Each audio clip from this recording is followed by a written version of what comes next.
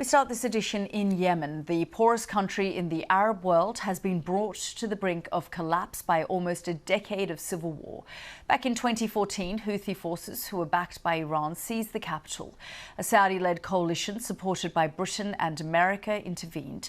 But the Houthis have not been dislodged and still control Sana'a and the north, where most of the population live. There's been less violence since the temporary truce last year between the Saudis and the Houthis.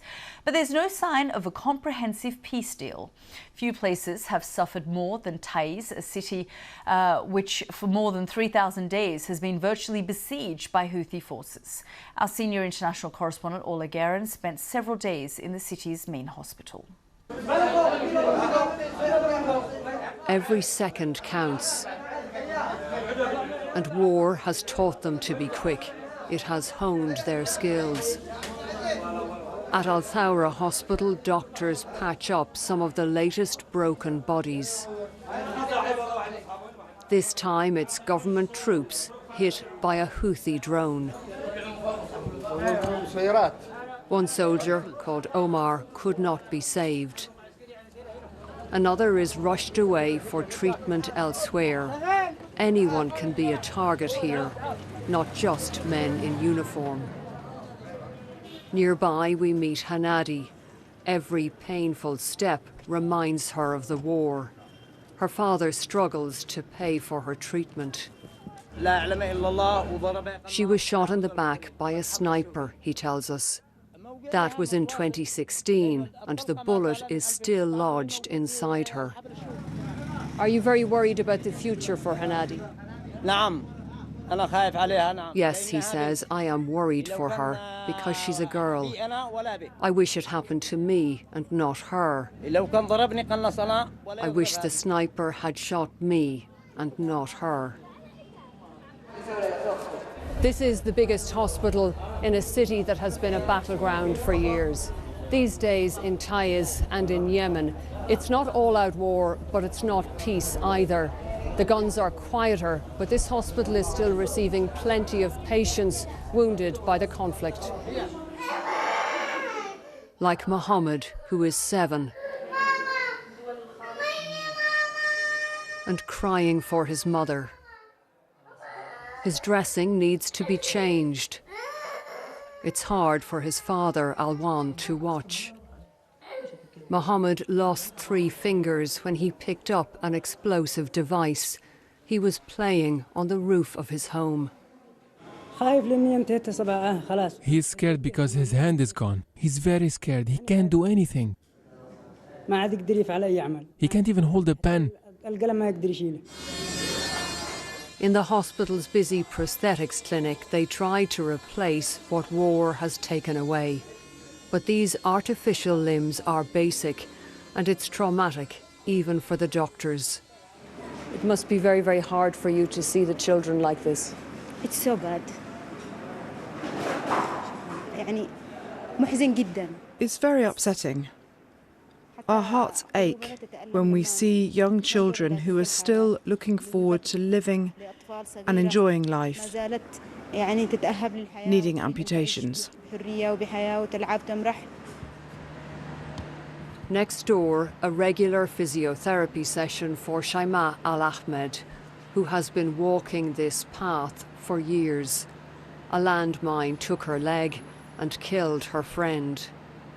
Shaima is determined to be a lawyer, and at 12 years old, she is the voice of a generation in Yemen.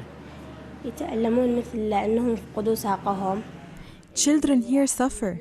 They've lost their arms and legs. They don't go out and play like other children around the world. They play in comfort, but we play in fear. We just stand by the doors of our homes. When we hear shelling or gunfire, we run back inside. Shaima, what would you like to say to the international community, to the world, about what is happening here in Yemen? Why don't you see the children of Taiz? Why all this neglect? Are we not humans in your eyes?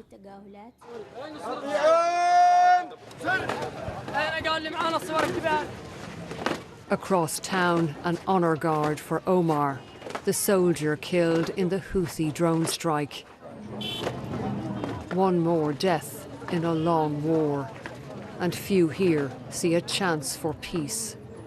Orla Gearan, BBC News, Taiz.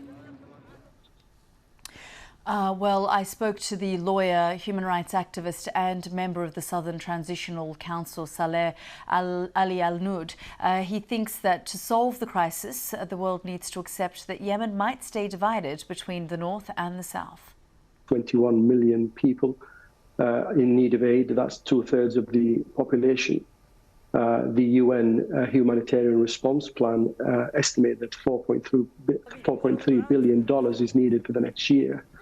And so far only 1.2 billion is secured. So the future looks very, very bleak in terms of dealing with the magnitude of the crisis. And of course, the real problem is that there is no end in sight to this stalemate in terms of the politics and the lack of any real vision for what the end game is looking like to be. And I can only imagine that without a political resolution to the crisis, I think the suffering will certainly continue. And that's what I want to get to. What does the end in sight look like for the Southern Transitional Council? Because your President Al-Zubaydi, has said that the world needs to accept that there are now two realities in Yemen: what's going on with the Houthis in the north, and then, of course, the other situation in the south of the country. Well, that's right. And I think for far too long we've been advocating that the quickest way to alleviating the suffering is to accept the realities on the ground, because the realities on the ground can be mechanisms for stabilizing the areas that can be stabilized, and not to keep one area hostage to the other. We think the south should have been dealt with differently. There should have been some real efforts towards re-establishing the state institutions there, and to allow the people of the south to really start to govern themselves. I think one of the reasons why we've got ourselves to this situation is because the failed unity and the grievances of southerners have not been addressed early on. So are you proposing a sort of almost split, like what we used to have in Yemen, north and south? Well, the reality is that we are heading that way. Any attempt to try and formulate a solution that doesn't address the realities and the wishes of the people on the ground is only a recipe for disaster. And I think that many years have gone without recognizing that reality. That was Saleh Ali Al-Noud from the Southern Transitional Council, also a lawyer.